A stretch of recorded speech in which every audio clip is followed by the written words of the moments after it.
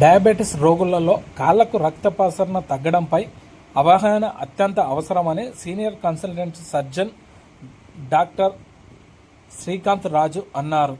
హైదరాబాద్ యశోద హాస్పిటల్లో సర్జన్గా నిర్వహిస్తున్న రాజు హన్మకొండలోని యశోద హాస్పిటల్లో నేడు విలేకరుల సమావేశం నిర్వహించడం జరిగింది.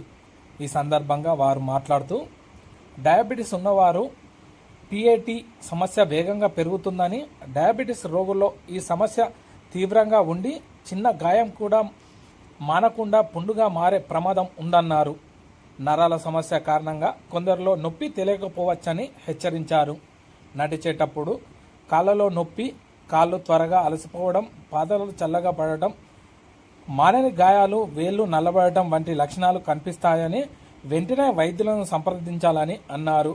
సకాలంలో కాళ్ళ రక్తపోటు పరీక్ష వంటివి చేయించుకోవడం ద్వారా సమస్య ముదిరే అవకాశం ఉందని ఈ సందర్భంగా హెచ్చరించారు.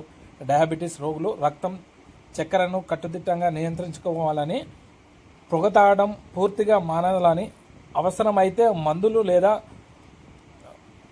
యాంటీబయాటిక్స్ వంటి చికిత్స అవసరం ఉంటుందని ఈ సందర్భంగా వారు తెలిపారు. పరిస్థితికి వచ్చింది, ఐసీయూలో చాలాసార్లు ఉండాల్సి వచ్చింది, కుటుంబం కూడా ఆర్థికంగా చాలా ఇబ్బందికరంగా మారాల్సి వచ్చిందని చాలాసార్లు వినుంటారు.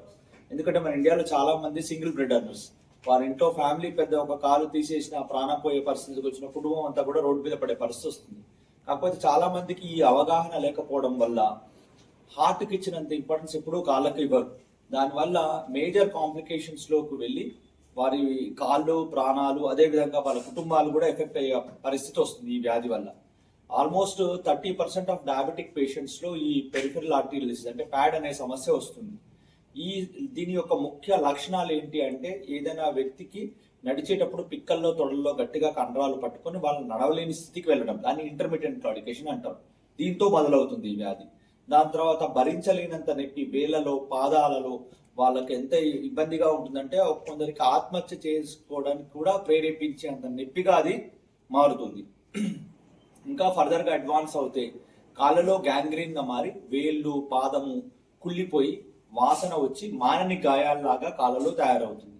యూజువల్ గా ఈ 3 రకాల లక్షణాలు ఉన్నప్పుడు ఈ వ్యాధికి మనం త్వరితగతిన ట్రీట్మెంట్ తీసుకోవాల్సిన అవసరము, మాలాంటి వాస్కులర్ సర్జరీని కలవాల్సిన అవసరము ఉంటుంది. కాకపోతే ఈ వాస్కులర్ సర్జరీ అనే మనకు సంబంధించిన సదుపాయాలు డిస్ట్రిక్ట్స్లలో, టౌన్లలో ఇంకా అందుబాటులో లేకపోవడం, దానివల్ల చాలా మంది పేషెంట్స్ లోకల్ గా ఉన్న డాక్టర్స్ తోటి ట్రీట్ చేయించుకోవడము, దానివల్ల ఏమైపోతుందంటే వ్యాధి చాలా ముదిరిన తర్వాత ఆ యొక్క సమస్య మనం ఏమి చేయలేని పరిస్థితిలో చాలా మంది పేషెంట్స్ మా దగ్గరికి రావడం జరుగుతుంది. అందులో ఒక 70-80% ఆఫ్ పీపుల్ మేము కాపాడగలుగుతున్నాం, కానీ మెజారిటీ ఆఫ్ ద పేషెంట్స్ కి మేజర్ ఆంపుటేషన్స్ కి వెళ్లాల్సిన పరిస్థితి వస్తుంది. ఎందుకు, మనం మెడికల్ గా ఎంత డెవలప్ అయినా ప్రపంచ దేశాల నుంచి వేరే దగ్గర నుంచి వచ్చి మన దగ్గరకు వచ్చి ఆ ట్రీట్మెంట్స్ తీసుకుంటున్నారు, కానీ మన నార్మల్ ప్రజానికం ఇప్పటికీ దీనికి అవగాహన లేకపోవడము, దానివల్ల చాలా లేటుగా రావడం వల్ల ఇవన్నీ సమస్యలు వస్తున్నాయి. ఇలాంటి పేషెంట్స్ మా దగ్గరకు వచ్చినప్పుడు మేము సిటీ స్కాన్ చేసుకొని, యాంజియోగ్రామ్ చేసుకొని వాళ్ళకి బ్లాకేజెస్ ఎక్కడ ఉన్నాయి అంటే రక్తనాళాల్లో బ్లాకేజెస్ ఎక్కడ ఏర్పడ్డాయి అనేది మనం చూసుకొని, ఎలాగైతే మనం హార్ట్కి బైపాస్ చేస్తామో, ఎలాగైతే హార్ట్లో మనం స్టంట్స్ పెడతామో, అదే విధంగా కాళ్ళలో కూడా బైపాస్ చేసే అవకాశం ఉంటుంది. అదే విధంగా మనం యాంజియోప్లాస్టీ చేసి, బిలూన్ యాంజియోప్లాస్టీ చేసి స్టంట్ కూడా పెట్టే అవకాశం ఉంటుంది. ఇలా చేయడం ద్వారా వారి కాలు, ప్రాణము, కుటుంబాలను కూడా మనం కాపాడిన వాళ్ళం అవుతాం. సో ఈ